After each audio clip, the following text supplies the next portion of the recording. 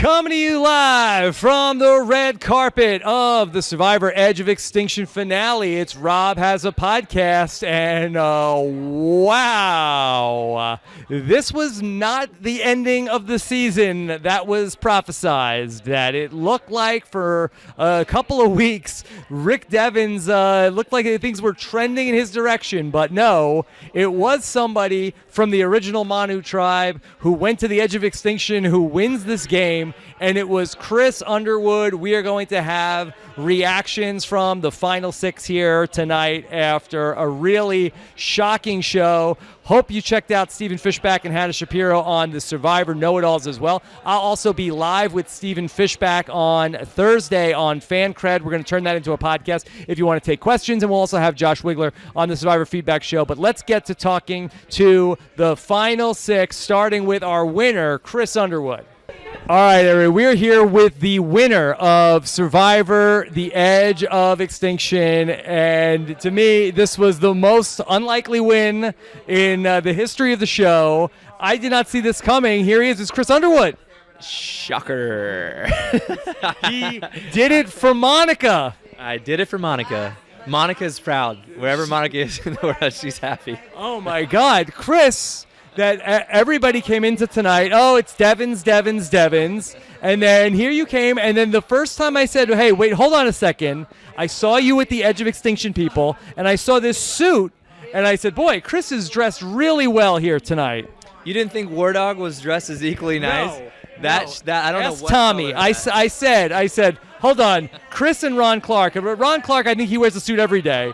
Chris is dressed really well. I wonder if he's the Edge of Extinction person. Did not think that you would win. I had an uphill battle for sure. Still, I mean, it's still surprising. It's still a shock. There were a lot of good players on this season. We can both agree this was a hard, aggressive season. A lot of big moves. A lot of people got sent to the jury because of those moves. So I knew going into it, I had to impress some people if I was going to earn their vote. It was such a surprise that we didn't see a ton of you on the show. You laid low on social media. You were laying in the weeds. And then here you come on finale night and have like the biggest episode of that anybody's ever had.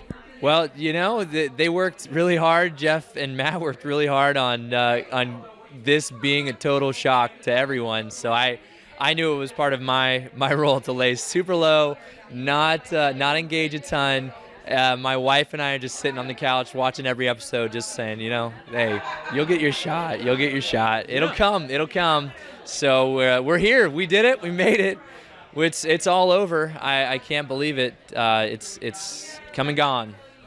When you talked to Lauren about playing the immunity idol, did Kelly actually say anything to you about that Lauren needs to make a big move with her idol? I know that that Kelly leaked that Lauren had the idol. Did you make up that part about that she needs to do something with it? Yeah, we spent.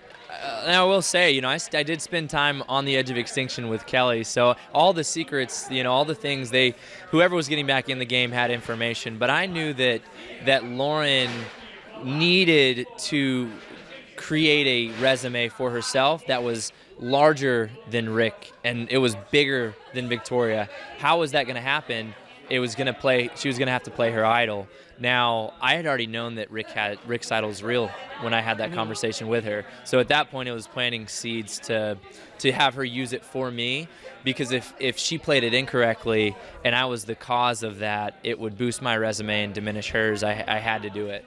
Let's talk about you going into making the fire-making challenge. I know that you guys had seen Ghost Island right before you left. How much was Dominic's decision in your head when you went out there?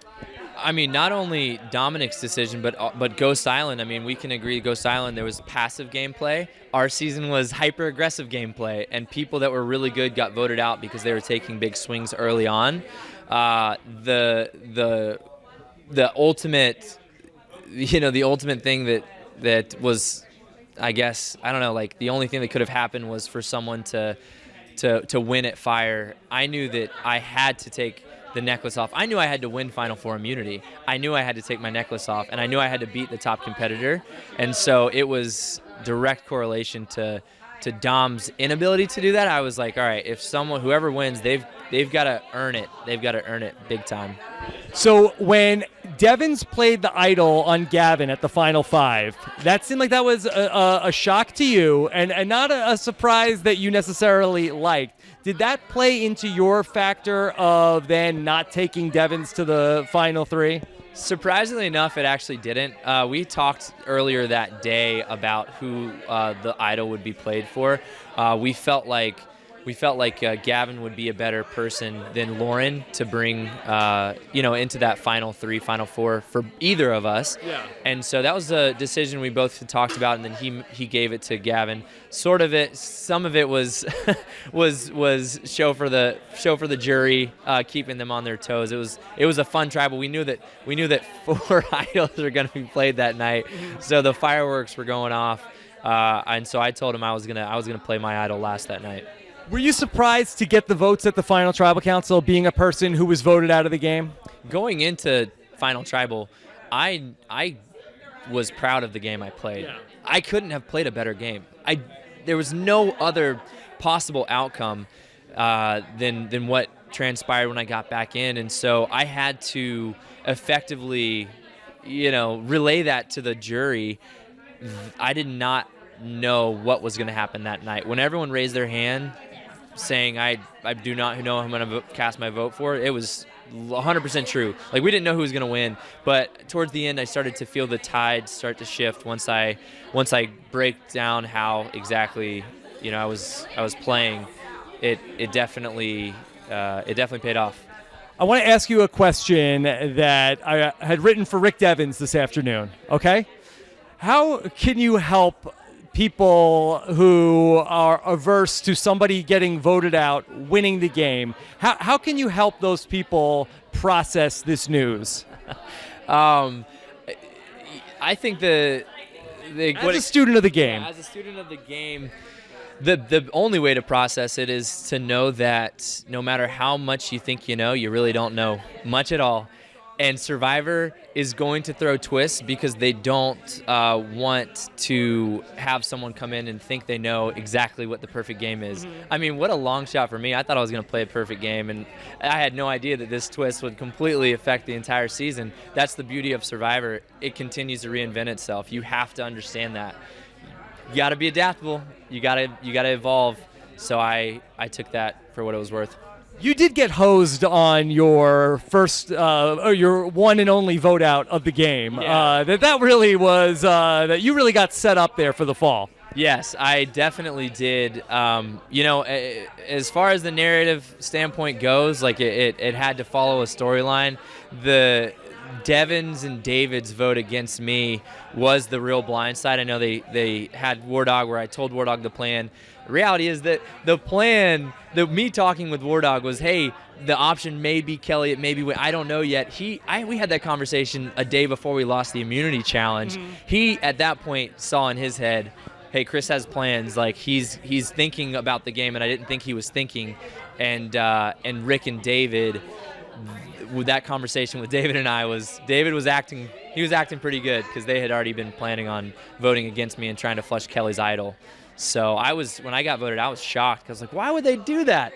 And then surprisingly enough, they played from the bottom for the rest of their times in the game. So a tale of two cities. What was that term you threw out at the Final Tribal Council? A reverse negative? Yeah.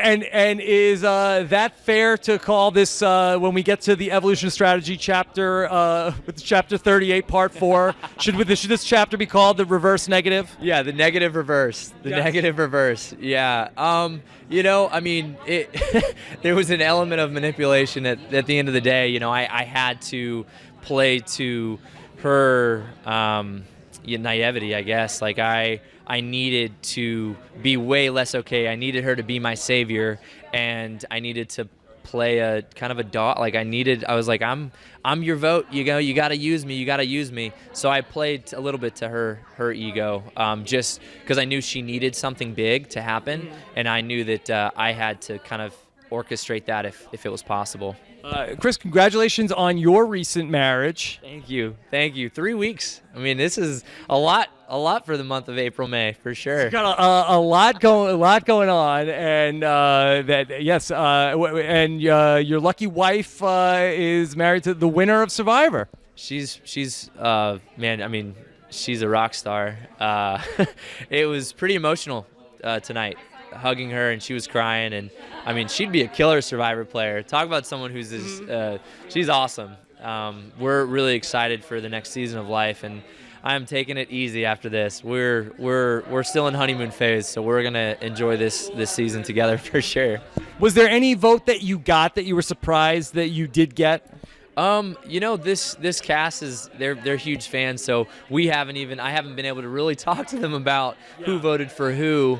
I think the people that I felt I was surprised most by were probably Ron, War Dog. I don't even know if Eric or not voted for me. It's still coming out slowly, but the people that were the super strategic side, right? Like you can't win the game if you win immunities. You can't win the game if you play idols. You have to be strategic. Those players, if I earned their respect, then that was awesome. Well, Chris, congratulations on the unlikeliest of wins. It was so exciting, though, to be here.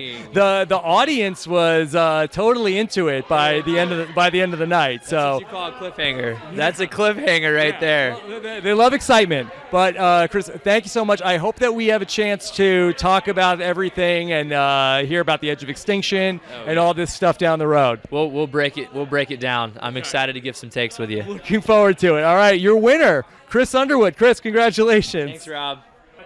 We are here with our runner-up from Survivor the Edge of Extinction, Gavin Whitson. Gavin, how are you? I'm doing okay. I'd rather you say winner of Survivor Edge of Extinction, but runner-up, still proud. Hey, you got right there. Jeff Probst said that was not a bad showing. No, it's not a bad showing, but being a Survivor super fan, you've played Survivor, you don't play for second place. You come to win the title. So, I've still got a little hunger in my belly, got a fire there, but that's just part of it, I still stand by everything that I did. Do you feel like that your game was misunderstood by the jury, or they didn't know a lot about what you had done out there in the game? Because I think that you were involved in a lot of these big flips that happened. Yeah, I was involved in a lot, and I'm not sure if it was a mistake on my end not actually being vocal about the moves I made, and that, it could have been a double-edged sword because I was quiet at tribal councils. That was also because I see all these people who are loud in tribals. They're public enemy number one next. It was War Dog. It was Rick. All these people who dominate in tribal councils, I realized that, hey, we need them out next. So that was part of my strategy. It didn't pay off. But, yeah, I think I was underestimated in the game. Was there anything that you could have done differently that was going to change the outcome tonight? 100%. I stick by every decision I made. I don't think anything that I could have done would have changed the outcome. I think the only thing that would have made me the winner is if I would have been able to make fire. I think otherwise people are voting for Chris because the way they feel about Chris. People are voting for me because the way they feel about me. So, if in another world I could have made fire, maybe I'd have $1 million in my pocket. Now, I don't want to put words in your mouth, Gavin, but it looked like to me, watching that final tribal council, you seemed a little bit annoyed that there was an Edge of Extinction twist and that here was somebody who got voted out very early on in the game, was not in the game, where you were there for 39 days, didn't get voted for, and it seemed like that the fact that this was even an option seemed like it was a little unpalatable. Yeah, it did rub me the wrong way, and in no way, shape, or form is that towards Survivor. I love Survivor so much. This has meant the world to me, but the game I played was not meant for Edge of Extinction. I came out here to play a classic game of Survivor. I survived 39 days, didn't have a single vote against me, and that's what I intended to do before the game started. So, yeah, Edge of Extinction worked for Chris. It didn't work for me, and you can't plan for themes. I'm proud of the way I played. I didn't want to get voted out to go to Edge of Extinction. That's not a strategy in my mind, so, yeah. One of the bigger moves that you made that didn't really get talked about a lot after the fact was when you guys voted out Eric. And that really did change things up because that really did break up Kama after that point. What do you make as Joe Anglim has walked in with a short haircut as we're talking here with Gavin. We'll get to Joe later on. But what was Eric's reaction when you finally caught up with him? So the first time I caught up with Eric at Ponderosa, I could tell he was still disappointed. And whenever I started talking to these people, I could tell there was still a little bit of hurt or animosity or whatever it was. I thought, I might be in trouble. I finally come to realization. But with Eric, like the day after we hugged it out, we're super close now. I love Eric. Eric's one of the greatest human beings on this planet. But the thing with Eric that wasn't shown on TV is I had a similar conversation that it showed Julia have. I came up to Eric and I was like, Eric, it's time to make a move. I was like, we're going to have 7. We're going to outweigh this majority of 12. I said it was going to be me, him, Victoria, and Julia with War Dog, Kelly, and Lauren. I said we can get us 7. Then once we get to the 7, that's us 4, the comma 4 in a majority. So I was like, that's final 4. But, he was skeptical about it. He wanted to keep David and Devens around. And that's what set off an alarm in my head because I thought if push comes to shove, David and Devens are going to side with Eric, Ron, and Julie. So, I made a decision, and I still stick with it because it got me to day 39. One of the things that we talked about during these last couple episodes was, Devens is making the big show at Tribal Council. Hey, let's vote out Aurora tonight, everybody. You guys had already agreed to that plan beforehand. Yes. Did you feel like that you wish that you could have let the jury know, hey, Devens has nothing to do with what we're doing tonight? Looking back at it now, if I could change one thing, I would make sure people were aware of the moves that we were making instead of what it looked like someone else is doing. But the other thing is, part of my strategy, even though it didn't pay off for me, is I wanted to be silent in tribals. I didn't want the target put on my back because if you're a huge president to tribal councils, you're next off the block. Just ask War Dog and David and all these guys, they're great at tribals. And I'm thinking, we got to get them out next. They're going to out-talk me at Final Tribal Council. So that was part of my strategy that probably didn't work out. But yeah, there was stuff like that might have looked like someone else made the decision whenever the decision had already been made. Gavin, we all know you pushed your wedding up to go and play Survivor. Was your wife unhappy that you didn't win the game?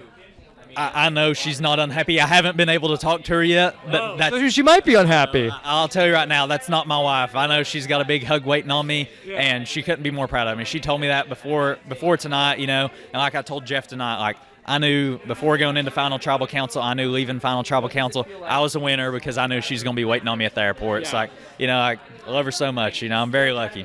You're a very lucky guy. Gavin has a pineapple shirt here tonight. It's a little more subdued than. What is your connection to pineapples? Before Survivor, I had no connection to pineapples, but I thought if I'm going to Fiji, I need to dress like I'm going on vacation. That might be another way people underestimate me, Who's this idiot wearing the pineapple shirt, So, once the show started seeing on Twitter, people aren't calling me Gavin. They're saying pineapple boy, pineapple guy. I was like, okay. I get that. If that's what they want, then that's what I'm going to do. I've got on the pineapple socks. Oh, wow. It's just became a way of life, and I'm embracing it. But, yeah.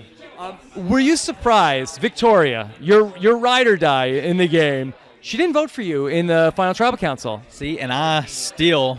Thank you for telling me that, because I still haven't seen who voted for who. But that is very surprising because I could have swore she said she was voting for me going into the vote. So that is surprising. But well, I'll ask her about it. Yeah, ask her about it. But I'll talk to her about it also. But there's no feelings of animosity or anger towards anyone. It's a game. The game's over. But, yeah, stuff like that, that's what stings is because had the roles been switched, I would have voted for Victoria. Victoria had my vote because I knew the game she was playing. She knew the game I was playing. That does. It hurts a little, but it's part of it. I know it's a long time in between from when you guys film until now. Did you think at all over this almost year since you guys played that maybe you had the votes in the Final Tribal Council? Before Final Tribal Council, I was 100% confident. I thought I had it won, and then once I went into Tribal Council, I kind of read the room and I realized, hey, some of these people aren't feeling me, and but that's just part of it. And I would still no matter what. I even remember on my honeymoon, which is the worst time to be thinking about Survivor. I was on my honeymoon thinking, they probably voted for me. Turns out they didn't. But it does. It's hard, but something I got to live with now. All right, Gavin, I know you got to run, but great job. That I'd love to hear more about your game down the road. I would love to be a part of Rob Has a Podcast. Anytime you need me, I'm there. All right, cool. Gavin, thank you so much. Congratulations. All right, everybody, we're here with our third place finisher on the season. We have that in common. Oh, yes, we do. Julie is here. Julie, how are you doing after tonight? I'm doing well. The whole experience for me was incredible, and no matter how I placed, I made it 39 days, and I'm just so grateful to have had this experience. Did you think that you had it tonight at all? I don't know. No. I mean, I feel like I was very realistic about my game, and going into the final tribal, I kind of knew how things were going to go. So I did my best. I argued as much as I could, but I'm not surprised, by the votes.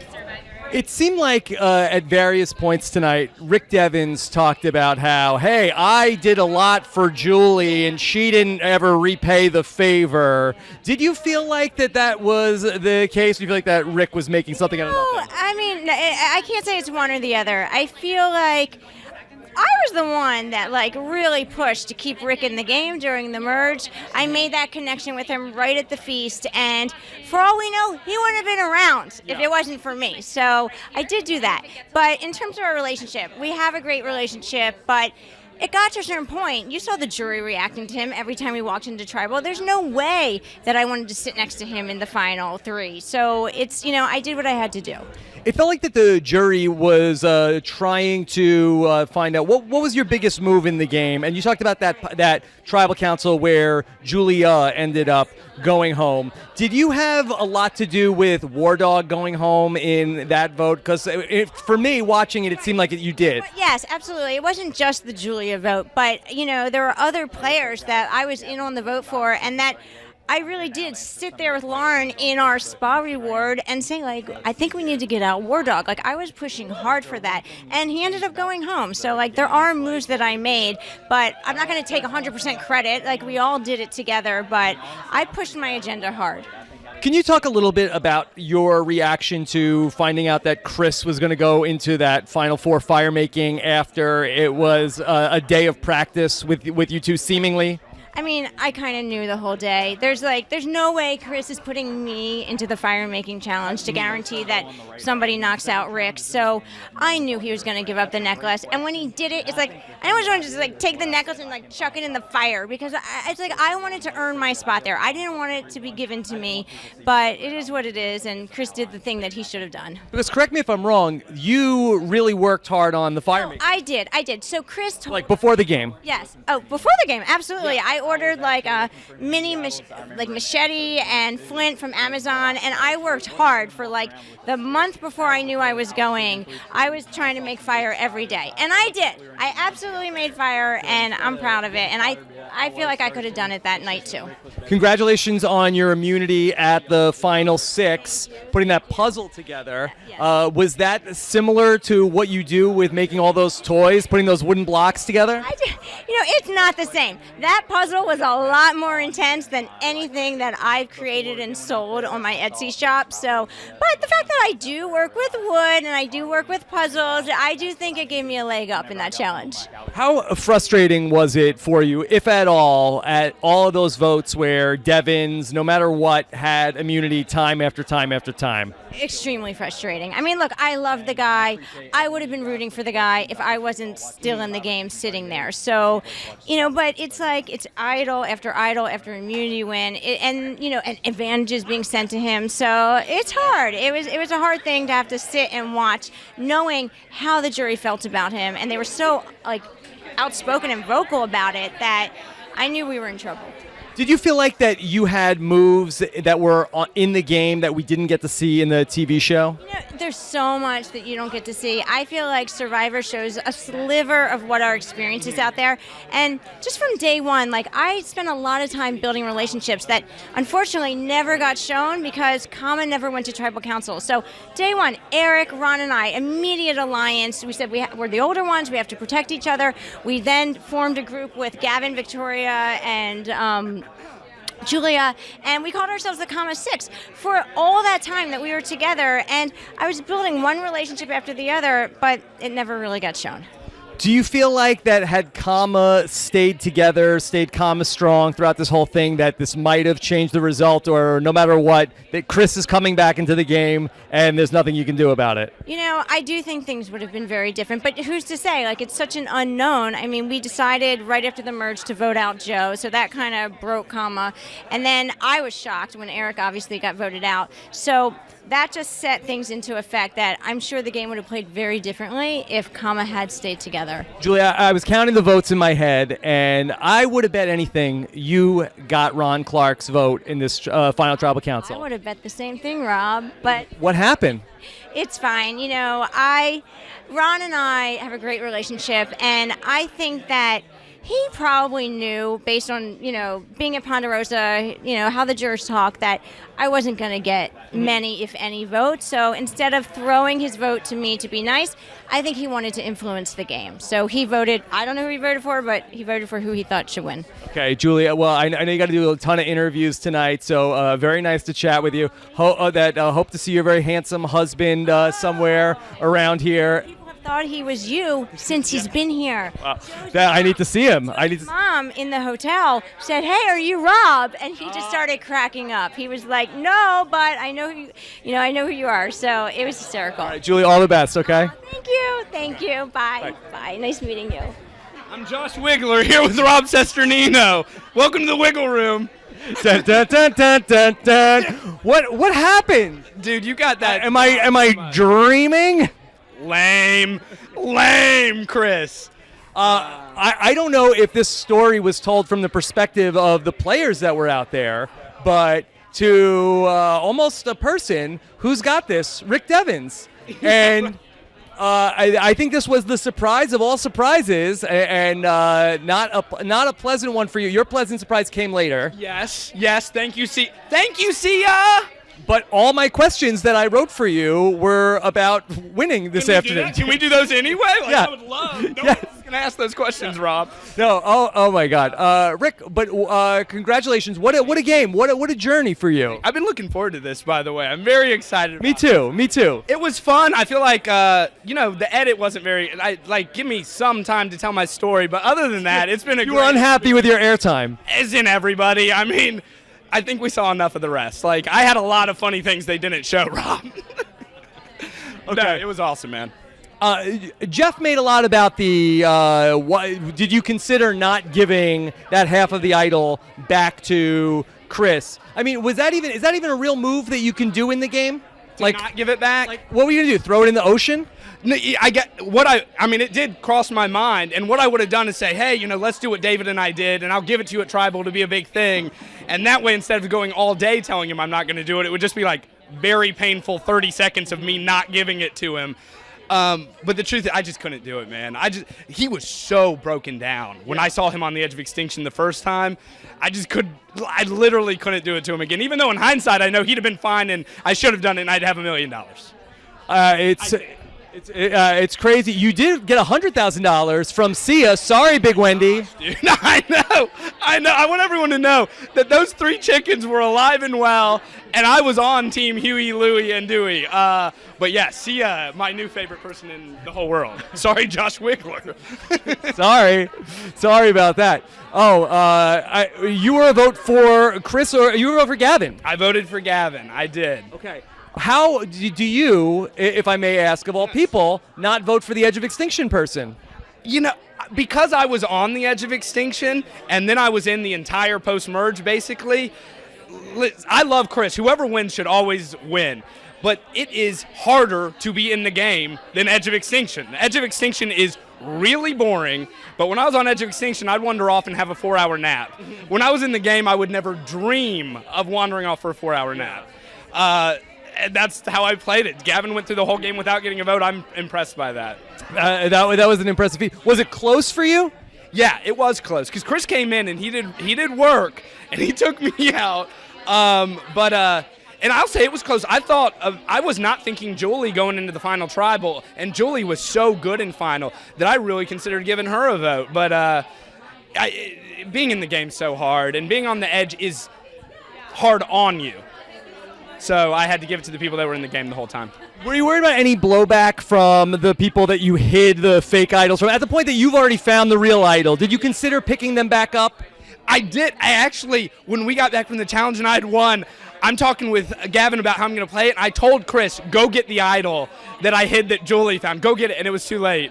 And we were like, okay, that noise we heard was her finding it. And at that point, I was like, you know what? I'm all in. I mean, sure, it's villainous when Ron does it.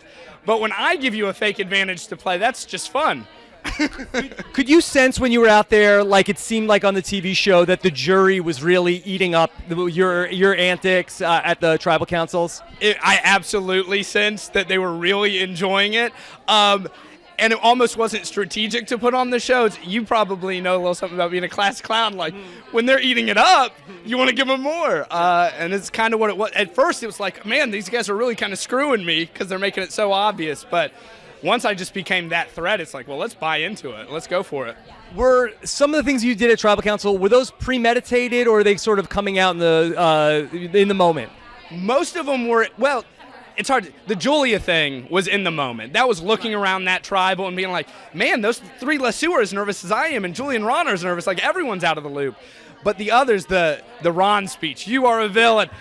Except that and the oh yeah at the very beginning are the only two canned things I had the whole time. I rehearsed that speech in my mind all night because I figured that thing was fake.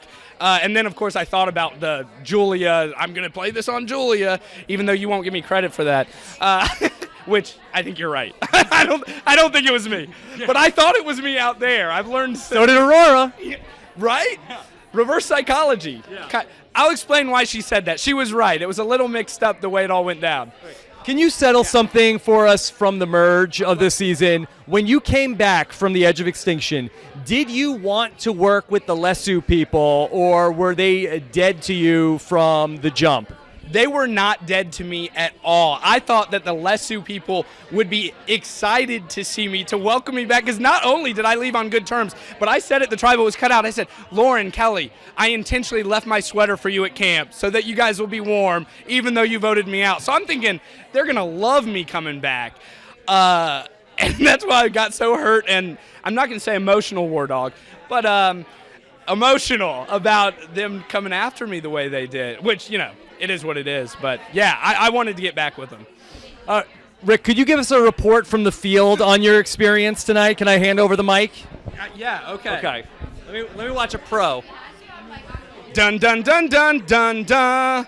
I'm Rick Devens here live at the Survivor finale, where the big winner tonight is Rick Devens. Sia came to the rescue. I think some other things happened, but you know what? We've talked about Rick mostly all season. Let's just stick to it now, Rob.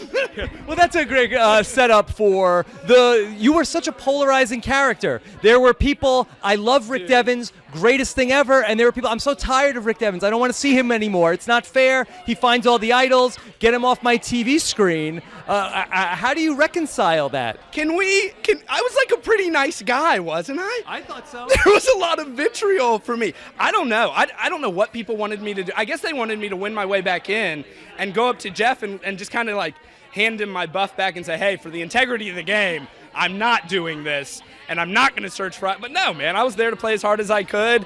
I'm very surprised that I was polarizing.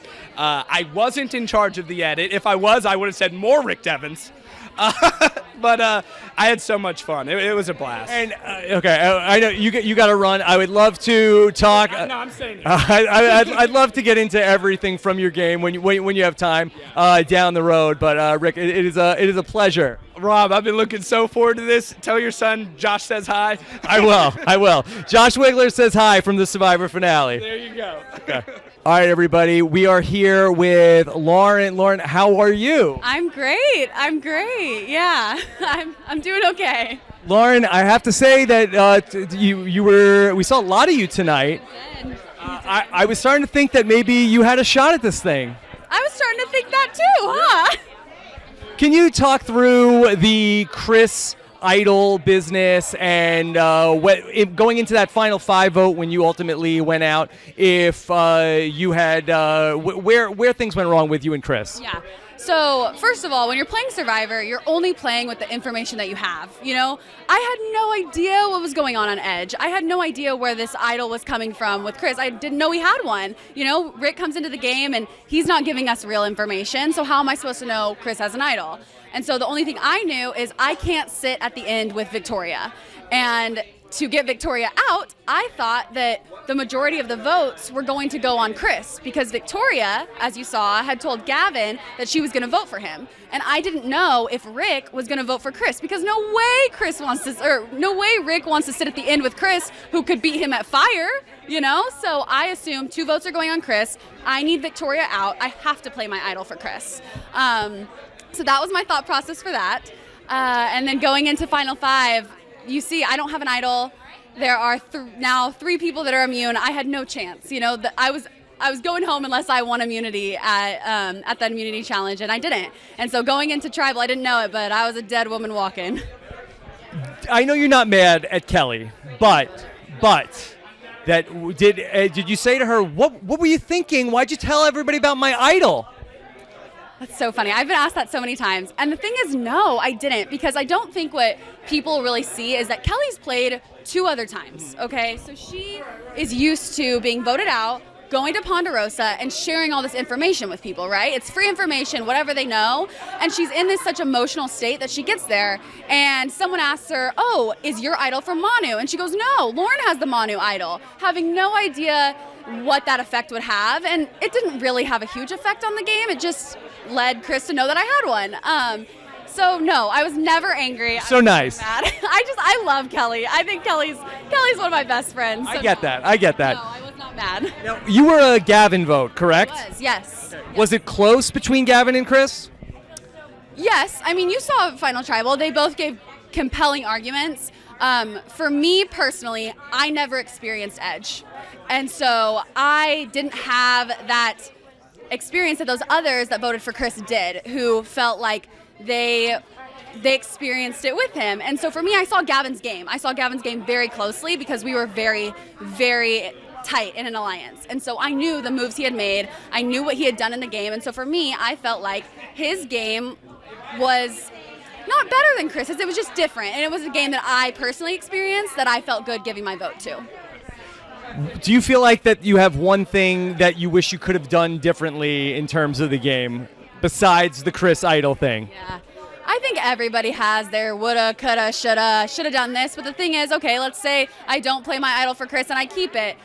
Does Rick win immunity at the Final 4? You know, you just never know. There's so many ifs. And I don't think I go back and change anything because at the end of the day, like, I played as hard as I could. I gambled with my idol from day 3, and I did everything I possibly could to try and win this game, and it just didn't work out for me. Lauren, can you give us, for our video viewers, an eye roll of the level of whether or not you think that Chris should have been given an idol when he came back into the game? Oh, dear God. Okay. All right. Ready? That was like an 8 out of 10. An 8? An 8 eye roll out of 10. Because there's podcast people listening. Right. There's podcast people listening. Okay, so you asked me, should Chris be given an idol when he comes back into the game? And my answer is no comment. Like a 9 now for that one. Okay, so I know that there was so much was made about the Lesu 3 and you and War Dog and Kelly. Did you and War Dog ever hash it out about voting out Kelly?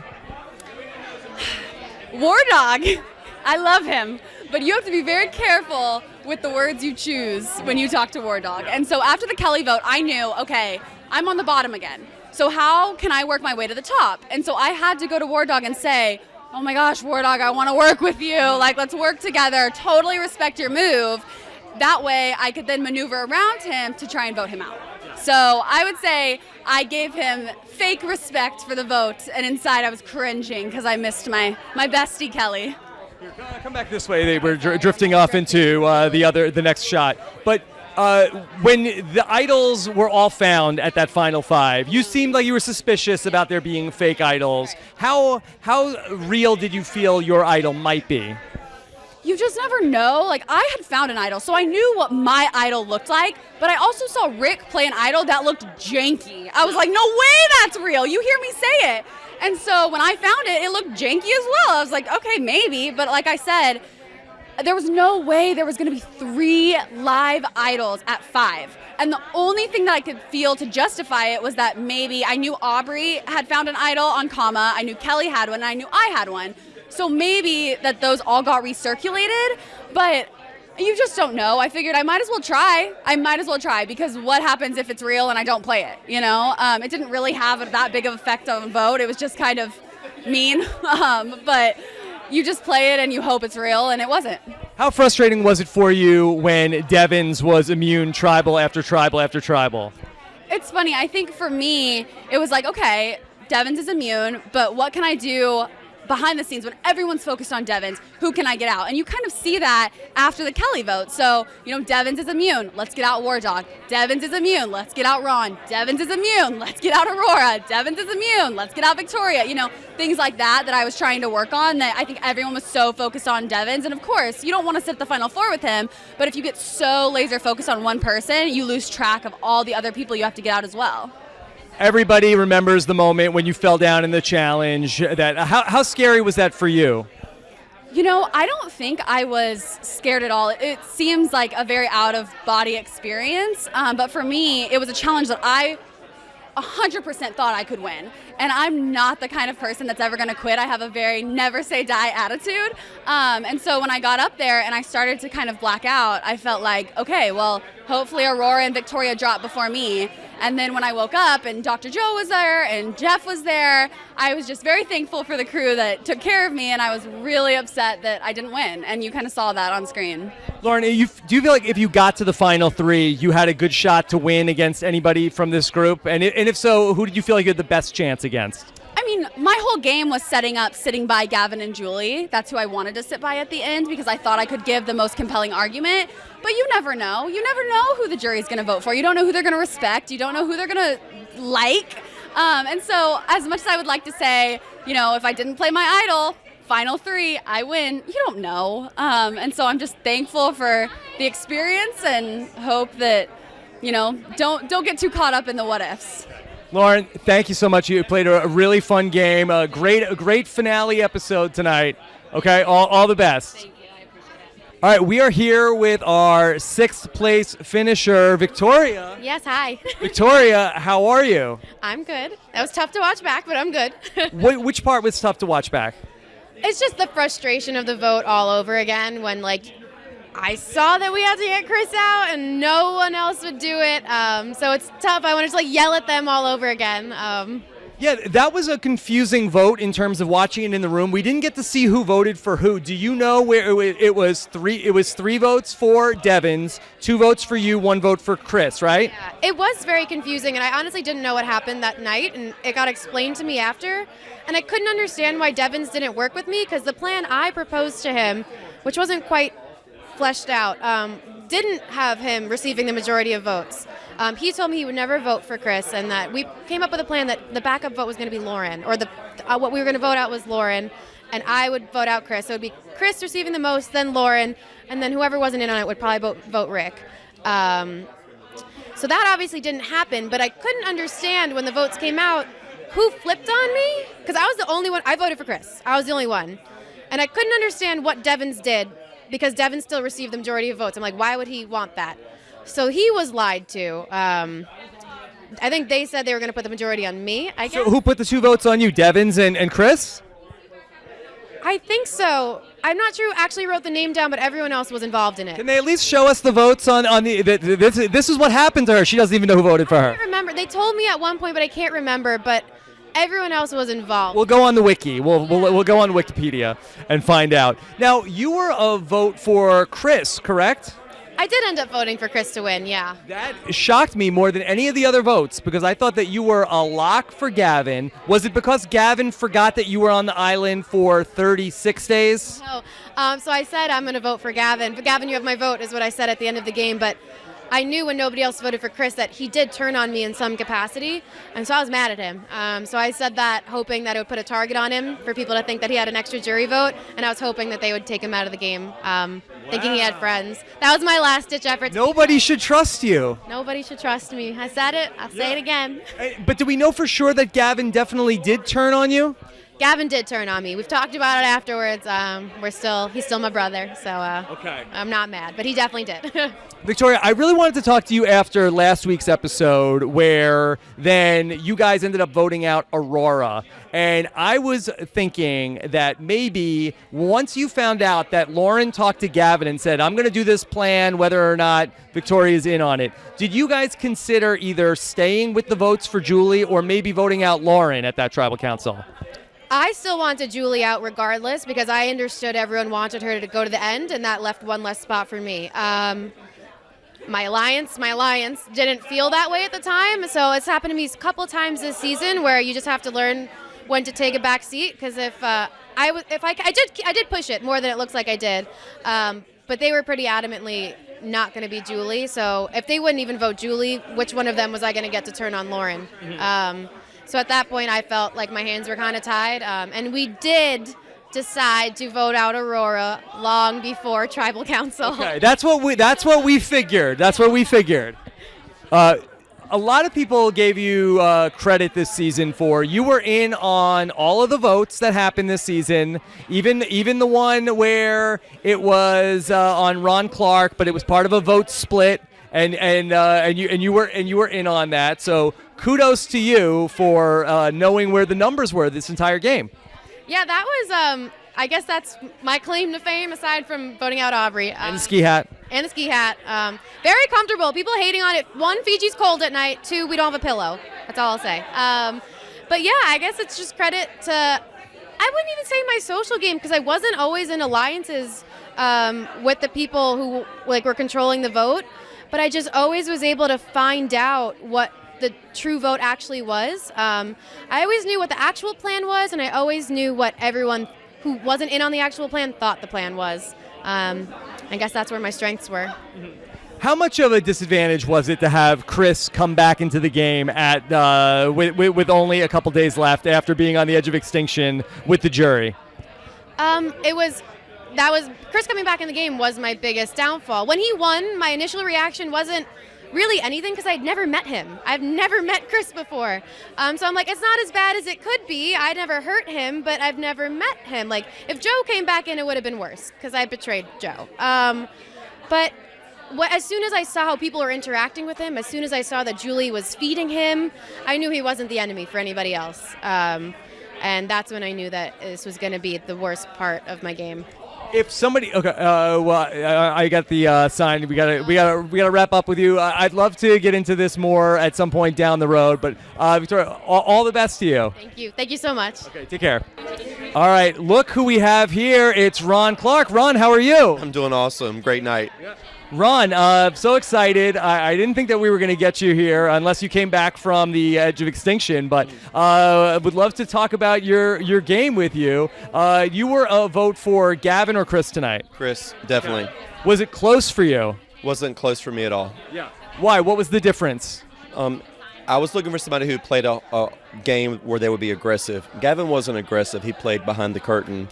Chris went in there and he said, I'm going to try to make big moves in the small time that I'm here. Also, don't discount the fact that even though he was on the edge of extinction for 28 days, he was still playing the game. He made everyone's rice, cooked up everyone's coconut, made the fire. He was trying to be a protector of all people, and those were the people who ended up voting for him. So he was still playing the game even though he was on the edge.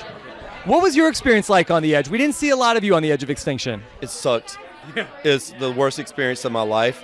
I don't think people understand. I mean, not only have you been voted out, but then you have nowhere to hide from the sun. So it's hot in the day, it's freezing at night. And you have no food. And then the little bit of rice we had, there were roaches all in the rice.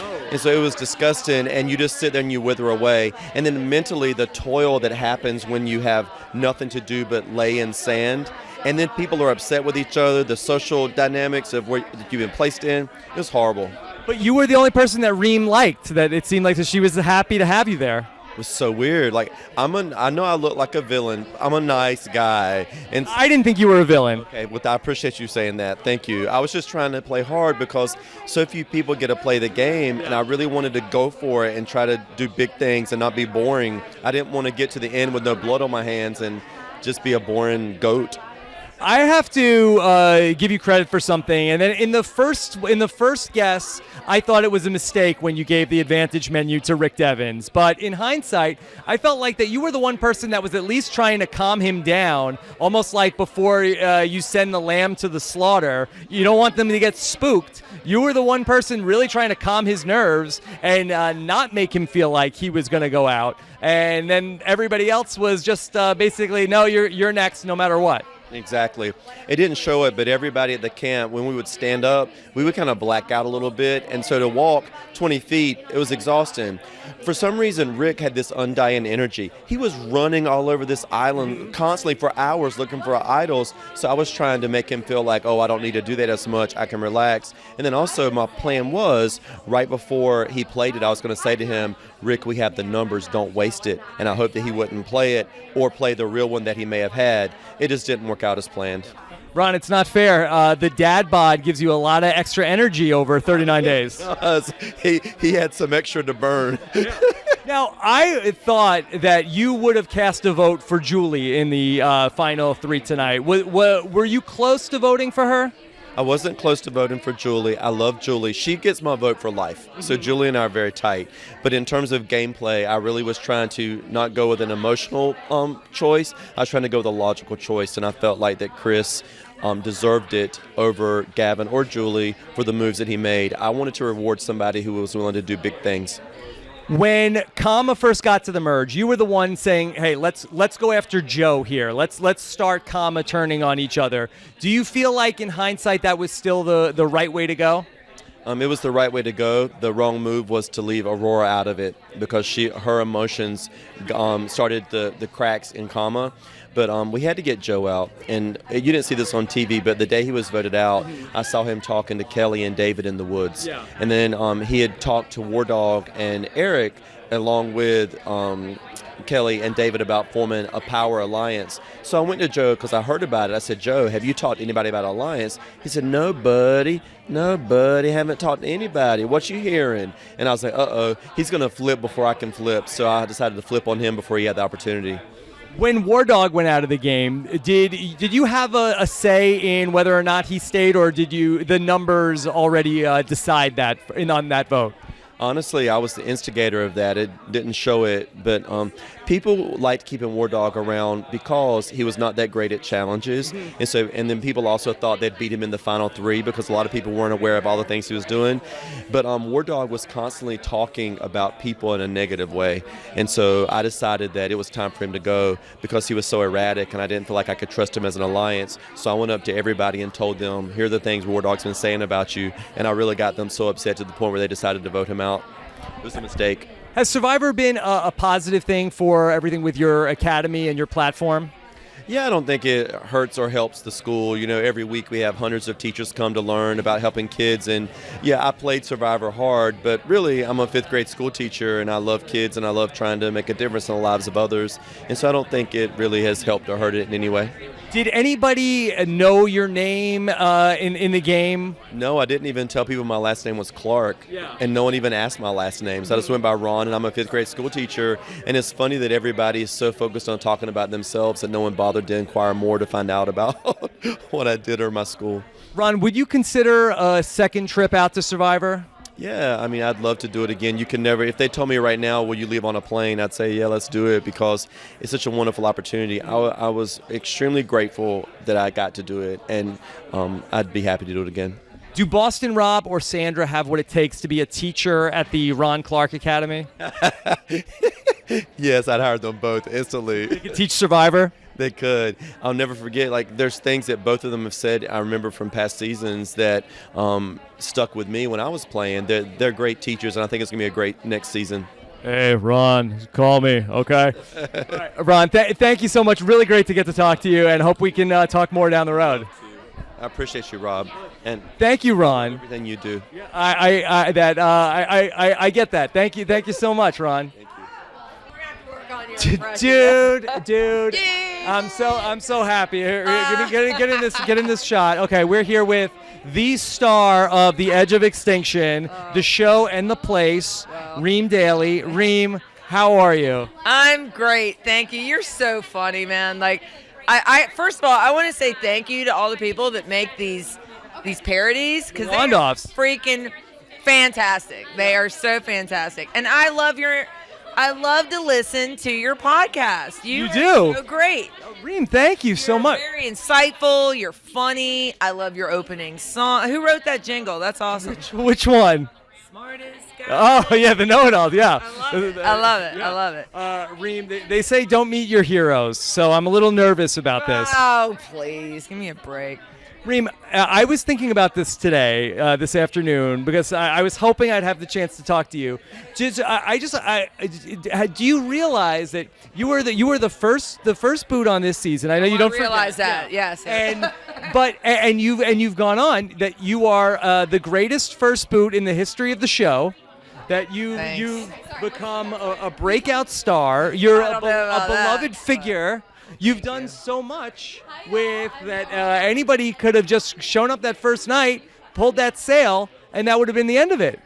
No, man, I wasn't going to pull that sail. I mean, I was pissed, and I was angry, and I was miserable, and it sucked. Like, every single thing about it sucked, but you know, I didn't know anything. Like, what if you got dropped off somewhere in the freaking dark in the pouring down rain and you were pissed and everybody just basically said, I don't like you. And you were just like, why? But I don't care what they thought. And if they were going to give me a chance, I just wanted to understand what was happening, see what was going to happen next, and then freaking give them the fury, man. You know, like, if you imagine having the chance to face the people that you felt screwed you over. Are you gonna like dodge that chance? Yeah. And I really feel like that you were such a well-developed character on the show, because it seemed like to me your philosophy was, if you have something that you want to say to people, don't hold it in, because that's poison. It is. So, okay, interesting. This is what I tell my kids. Are you gonna sit around and complain about it, or are you gonna tell the person what you think and move on with your life? So why not follow the same philosophy? So when people would show up, oh, sucks for you. By the way, blah, blah, blah. All right, we're good. I just wanted to let you know how I felt. Is there something you want to share with me? It's all good. Like, what would you rather do? Someone sit there and be fake to you all day long and snicker behind your back? No. That would be lame. That would be lame. Like, why would you be lame, right? Did you ever think about, at any point, did you ever come close to raising that sail? No, dude, I wasn't going to raise that sail. I mean, it was like, first of all, how lame would that be for my kids? My mom raised the sail. Like, no thank you. I mean, in the beginning, I was just like, oh, let's see who comes next, and I can't let him be here alone. But no, because if I raise that sail, then they won. You know what I'm saying? No.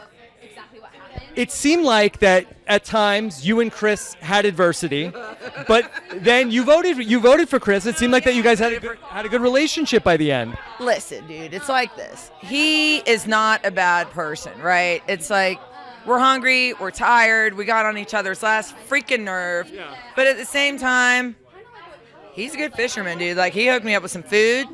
He taught me a lot of stuff, and I think I taught him a lot of stuff. Like, I'm 40, whatever, 8. He's 20, I don't even know, 5. There's a lot going on there in life. Like, and he is a good person. But I'm more mommy than him, you know? And he'd be like, let's just get this straight. And I'm like, bro, don't talk to me like that. We're not going to get this straight. Like, you can't talk to me like that. Yeah. You know what I'm saying? But we had a lot of team conferences about how we're going to move forward. Either don't talk to me, or if you talk to me, this is how you're going to talk to me, or whatever. But at the end of the day, proud of him, man. Hell yeah, I was going to vote for him. Did it mean a lot to you that somebody from the Edge of Extinction won the game? Yeah. Yeah. You know what? This theme is the Edge of freaking Extinction. I understand how that would seem lame to some of the other people because, like, you weren't in the game. Really?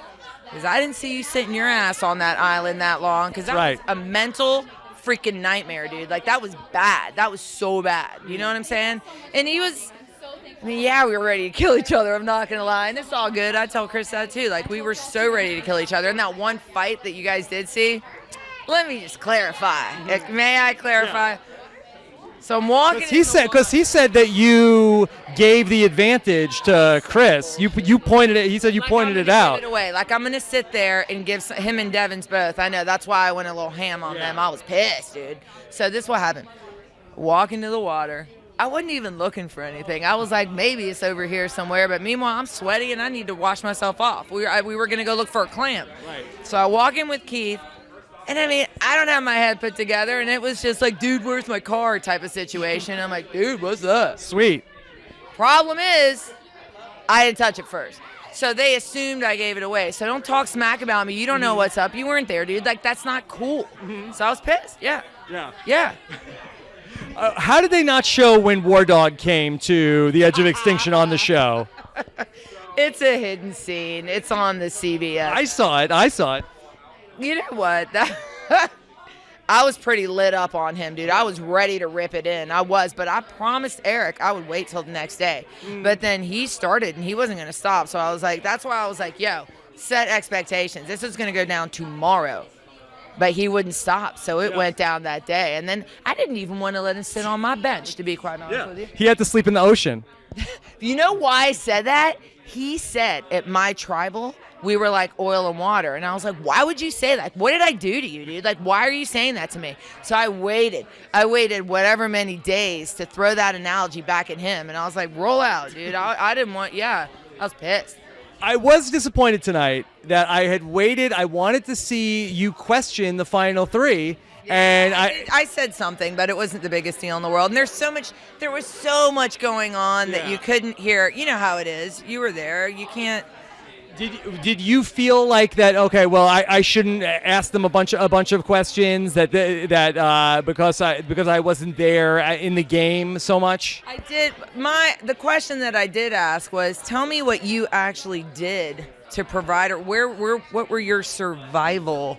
Yeah. Like what did you do to survive at camp? Because that, to me, I saw what Chris did. I didn't see what they did. I had heard otherwise what their gameplay was.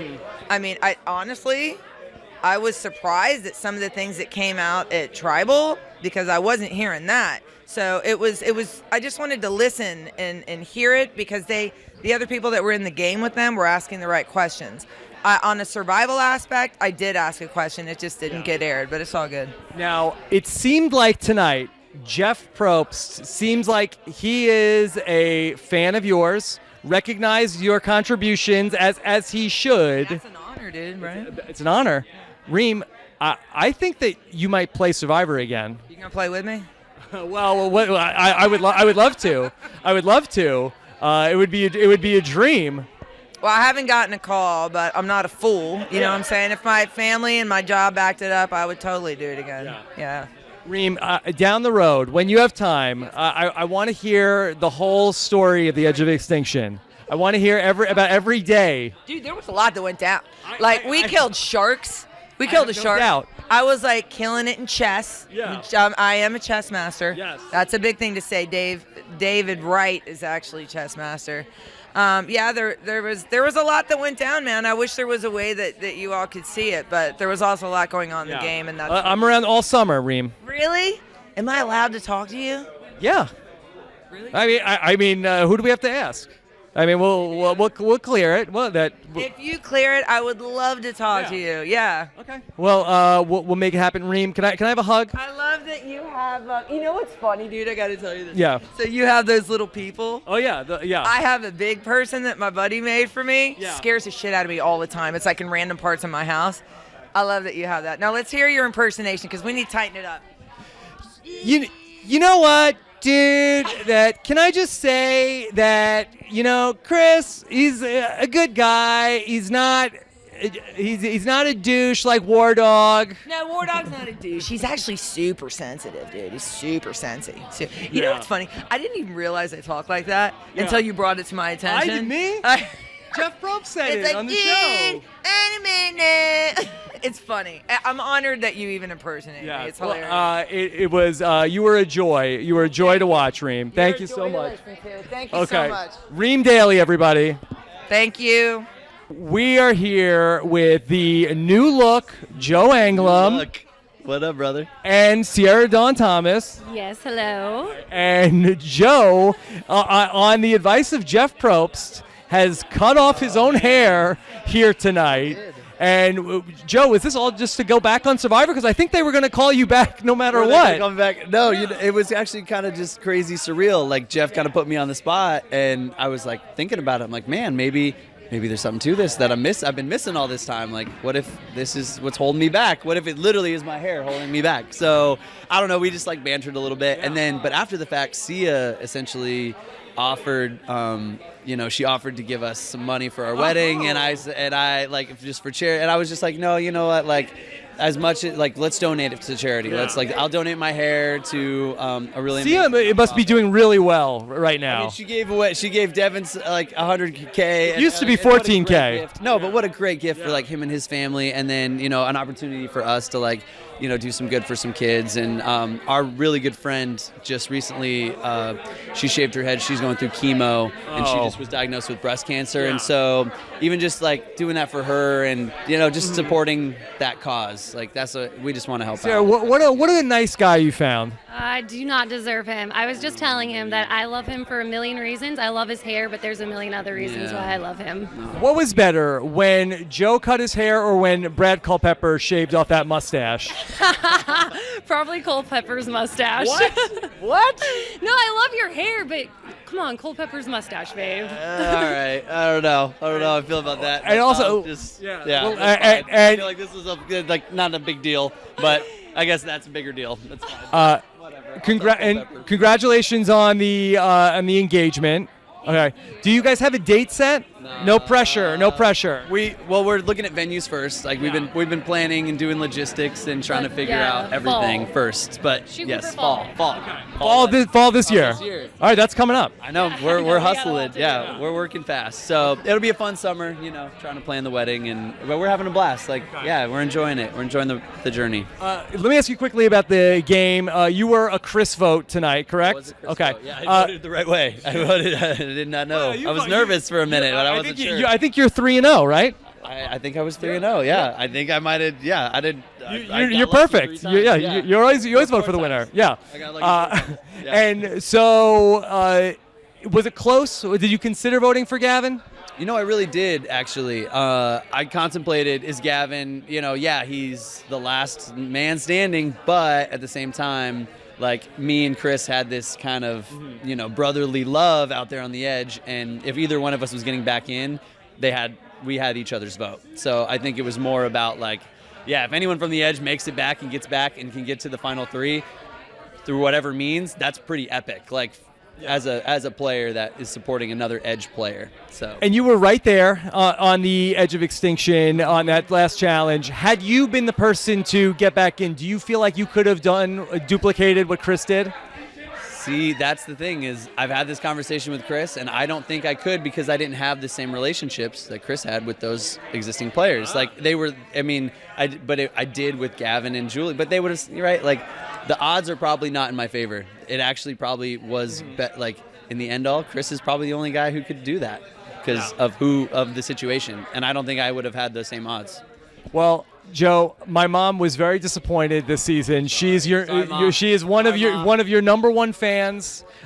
She does hope that you keep coming back, Joe. Oh, thanks, Mama. No, I appreciate it. Yeah, no, you got a good boy, and I appreciate Joe. I appreciate your support, really, though. And you never know. Hey, we got lots of plans and lots of time, so we'll see. Sierra, my idea for Joe, which he still has not taken, is that I think he needs to gain like 150 pounds to go back and have the Devens dad bod, and then I think that people will be like, oh, Joe really let himself go. Yeah, no, I agree. Trust me, I feed him. The fridge is full. I cannot put weight on this man to save my life, but I love him skinny, fat, in between. And aerodynamic now. Yeah, no, we're good. Me all the ways, I guess. You guys are such a cute couple. This is so nice. Well, we fought it for like 3 years. Everyone's like, you guys have so much chemistry. And we're like, we're just friends. No, don't put that on us. Don't put that evil on us. And now it's like the happiest thing I've ever, been in my whole life. So, Survivor was awesome 3 times, but like, I'm so excited for our future. So All right, well, you guys got to run, but thank you, Joe.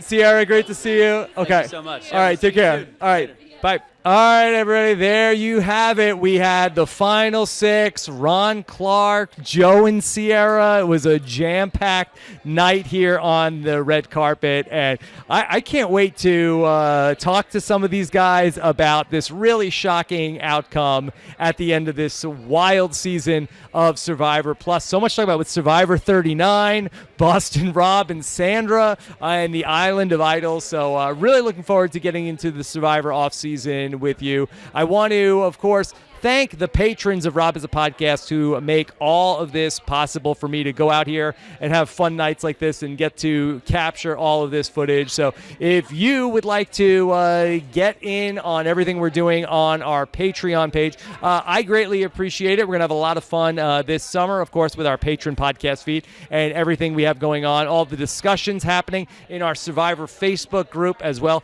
Head on over to robhasawebsite.com/patron to check that all out. So from CBS here in Studio City, I am Rob Cesternino. Thanks so much to Scott St. Pierre for getting the podcast up. Take care. Have a good one. And I'll talk to you with Josh Wigler on our feedback show and with Stephen Fishback live on FanCred, on the FanCred app. Go to fancred.com to download that and check it out and call us in live on Thursday. Congratulations, Chris Underwood. Take care, everybody. Have a good one. Bye.